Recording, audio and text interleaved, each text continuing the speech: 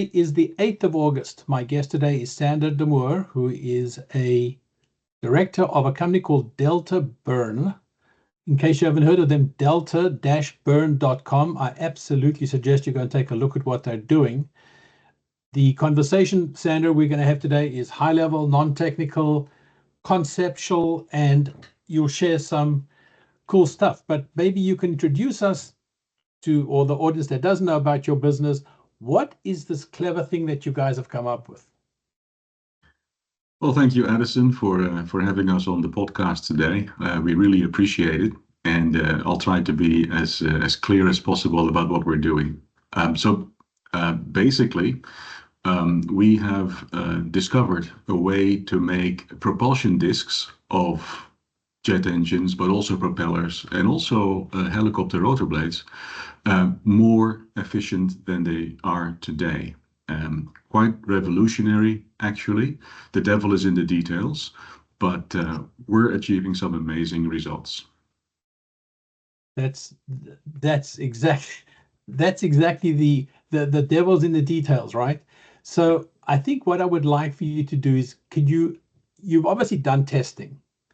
Behind you obviously is some interesting items that you could probably use to illustrate the effect of what your IP does, because I think Yeah, that's really what people need to think about, right? that is correct. And IP it is.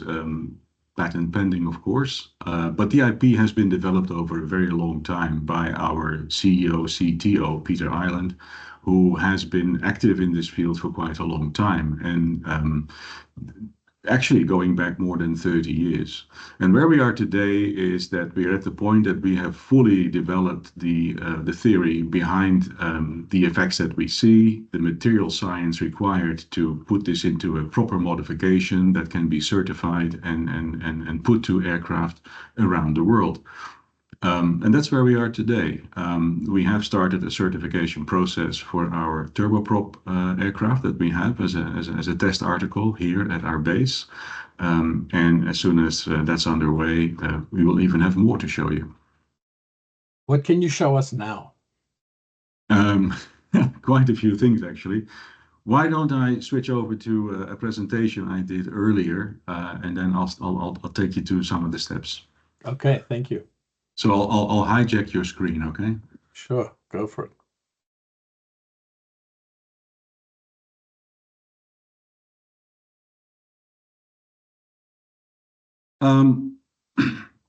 When we say that we're revolutionizing the aviation propulsion efficiency, we're not joking. We're looking at double-digit aviation emissions reductions, and the double digits I will show you later are quite significant. And the ultimate aim of what we're trying to do, indeed, is to reduce global aviation emissions. There are quite a few initiatives active around the world to do this. And our version actually really reduces fuel burn. It doesn't replace, let's say, fossil fuel with SAF or things like that. Or we don't go electric, we don't go hydrogen. We really cut the actual fuel burn that we have today. The other thing you can see on screen is that we have a number of companies around the world, and we do this because we have to cover various certification areas around the world. So who's deltaBurn? Aerospace R&D company, and we're good at fluid dynamics. And that is a bit of an understatement. We were first registered in Singapore, and we have branch entities. And what we do, like I just mentioned to you, Addison, is we do modifications to fan blades and propellers. Okay. We do this because we drastically want to lower aviation fuel burn and emissions, and the real emissions reductions will actually support the scaling of sustainable aviation fuel as well. Because if we're successful in what we're doing, then the required volume of SAF will go down by a significant amount as well, giving that industry a better chance of being very successful. The objectives that you see at the bottom are huge. We are looking at 33% fuel burn reduction, 1/3, as we like to call it in our marketing, which equals a third of emissions reductions. And that 1/3 of aviation emissions translates to a 1% of global greenhouse gas emissions. On top of that, we increase payload. Now, the 33% is our aim. If we do less than that, we will be disappointed. And if we do more than that, we will be very pleased indeed. That's like a Mount Everest number. It is. And the thing about this number is, and over the years, we've been asked this many times, like, you know, that's too much, 33%. How do you guys do that? It is what it is. And we've seen this in our test flying, and we're not going to tell you another number. This is the number. Wow. Okay. So what do we do? We actually, I'll show you a little glimpse of our technology. We look at, for the turbofan engine here, and I'm not talking about the props or anything, I'm talking about the turbofan engine. We basically work on the fan disc efficiency. And by doing that, by making the fan disc more efficient, we increase the mass flow through the bypass duct. We do not touch the core of the engine at all. If that was a worry, then I can put that worry at rest. Because we increase mass flow, we increase more thrust, which enables the engine to run at a lower RPM and still deliver the same thrust. And that translates into a fuel efficiency, a lower burn. In addition to that, the engine will run cooler and it will run with less stresses.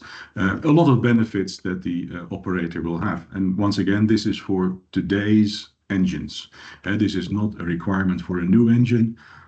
Although that may be developed in the future, but at this point we modify, or we can modify, current technology engines. And it doesn't matter if it's a small AE 3007 or if it's a big GE 90, our technology applies to all of them across the range.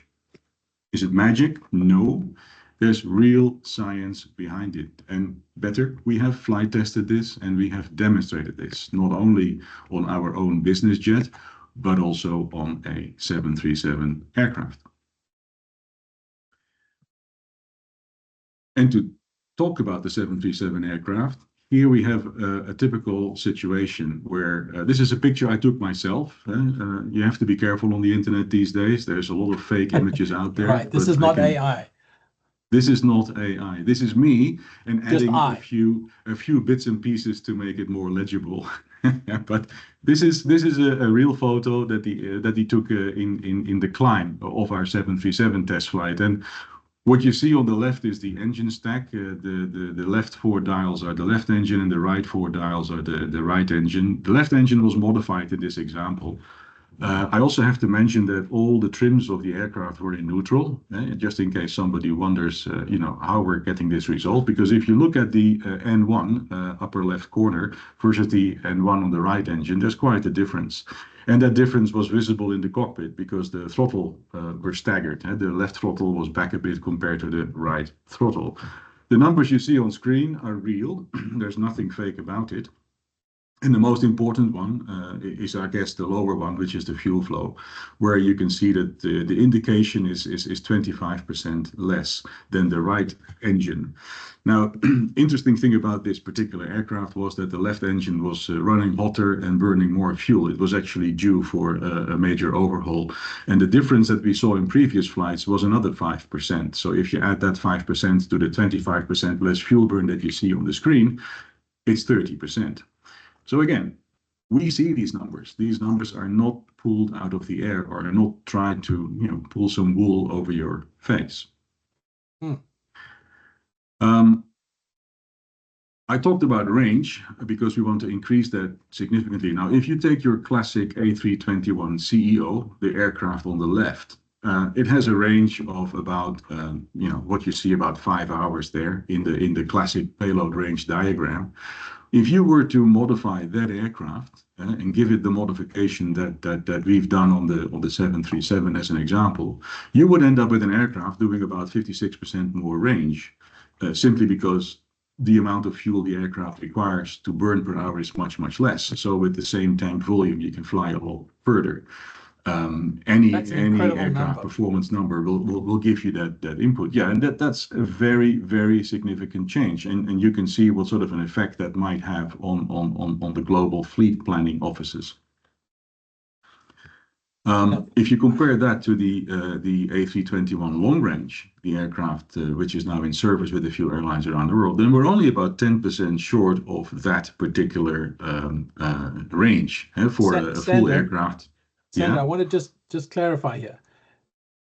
You are showing that you could take a CO and improve its range like enormously, and the LR you have there is a Neo. So you're telling me that you could take a CO and get it within 10% striking distance of a Neo. Yeah, and not just a Neo, it's a Neo LR. So imagine what you could do with an LR.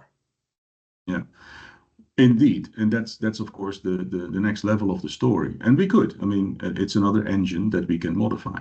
Now the story here is that this looks magnificent, this looks fantastic, and it is. But just imagine that, 5 years down the road, when we have rolled out all the STCs that we can, and we've modified the global fleet, basically, then all the airlines are back at where they were today, except everybody is flying with 1/3 less fuel burn, and the competitive relationships remain the same, except everybody's burning less fuel.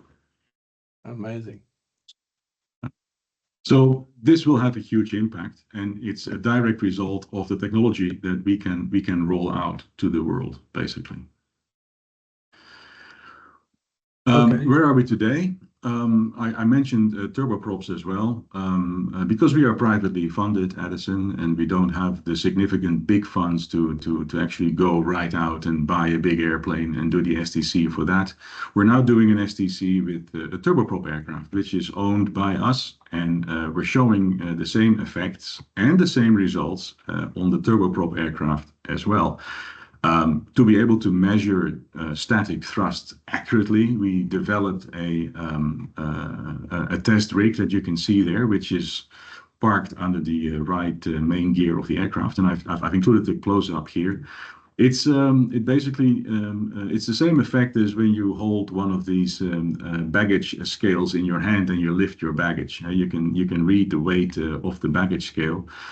This works the same way. We run the engine and with modification and without modification, and we look at the differences in thrust and the difference in torque required to get to that thrust. And the next slide will slightly blow you away, I think.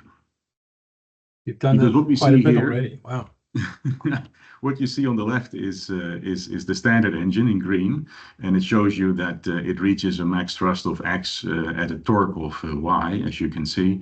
And on the right-hand side, you see the aircraft where we have modified the propeller with our modifications. And you can see that for the same thrust delivered, there's a much lower torque, while the aircraft actually has more reserves. You can actually push the power up even further and still do that at a lower torque as what the left engine was able to do. So again, here we're showing the same effect on a different propulsion disc, but using the same IP and a different modification to do it.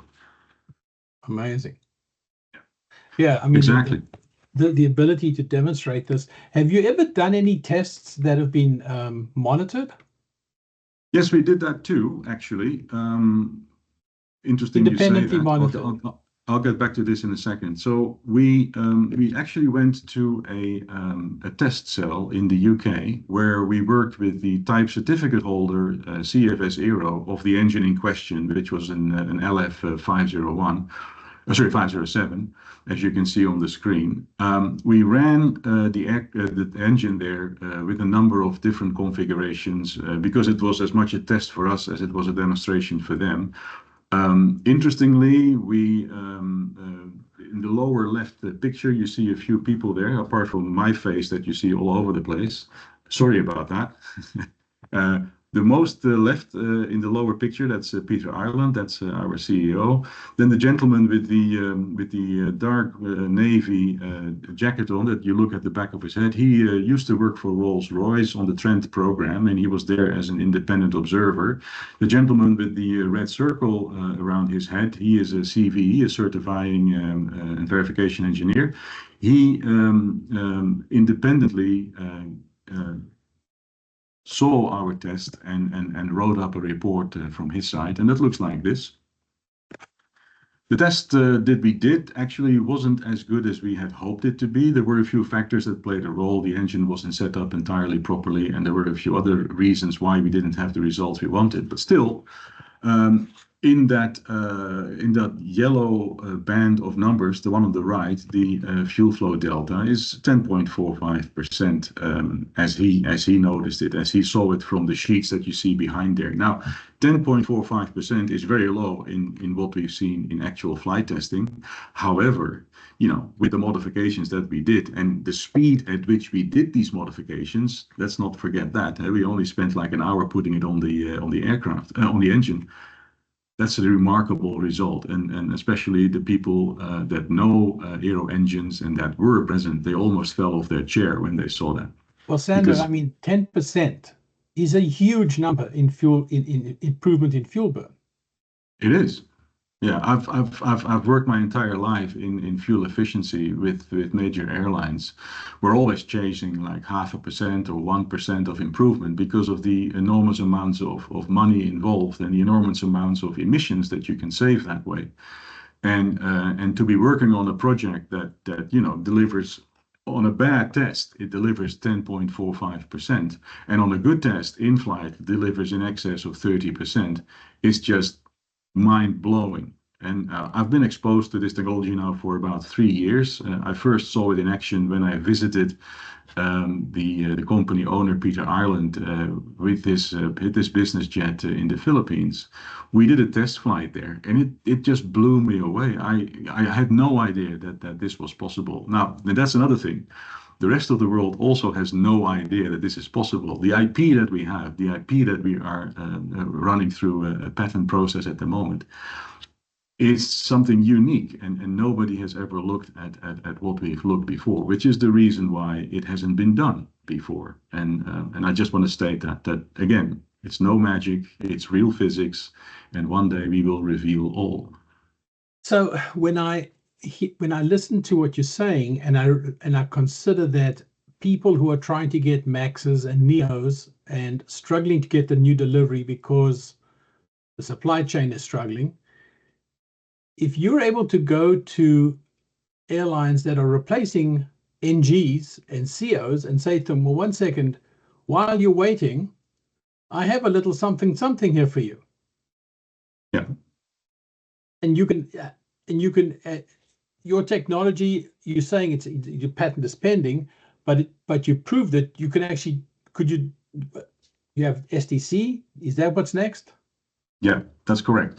So again, we're doing an STC right now for the turboprop aircraft, and that serves two purposes for us. One, it will help educate the authorities towards the fan STC, because the technology that we showcase on the turboprop is to a large extent the same as what happens on the fan blades. That's one thing. The second thing is, through this turboprop program, and again, we're privately funded. We have a group of 35 individuals who believe in our product, in our progress, and they put money in even before they saw a demonstration. However, it's not enough to go to the market and buy, say, a 737 or a CRJ and work with that for certification. That's quite an expensive process. So with the turboprop STC, once we have that completed, we will hope to go into the market, get revenues from that STC, and with those revenues fund the turbofan STC, if we find no other funding. And of course, that's the big if. Right. How long do you think it'll take you to get before you'll have the STC for the turboprop? Well, we're aiming for the end of this year. We've had some setbacks in terms of maintenance with the aircraft and issues, so it might slide into the Q1 of 26. But we're actually aiming for that time frame. So it's pretty quick then, like 6 months. Yeah, it's going to be pretty quick. Now, as I said, we're in the certification process at this time. The aircraft is in experimental category. We're doing the test flying as we speak. Wow, Sander, what a great story. Yeah, well, I'm very excited, and maybe you can tell it's a good news story. And if I look around me in the world, I mean, the number of initiatives around us that are trying to make aviation greener are impressive. Most of them are struggling with real certification hurdles, real market acceptance issues, and so on. You know them probably better than I do. For us, we see our progress as a clear way to at least start to shave off a lot of fuel burn and emissions from what is being done today. We feel that what we're doing is very feasible in certification. We've looked at many angles of the certification. You can name them, you can read them in the FAA requirements documents. We think we cover them all comfortably, so we don't see any issues with completing the STCs. Market acceptance is quite a different story. When we talk to airlines, they're very cautious about our claims. They're very cautious about our technology. They want to know every in and out and every detail before they start to look a bit pleased. We've approached many airlines and asked them, look, if you want to have your airplanes first, then work with us. So far, we have not been successful with that. And our plan B, our main road right now, is the turboprop and creating these funds ourselves to move forward.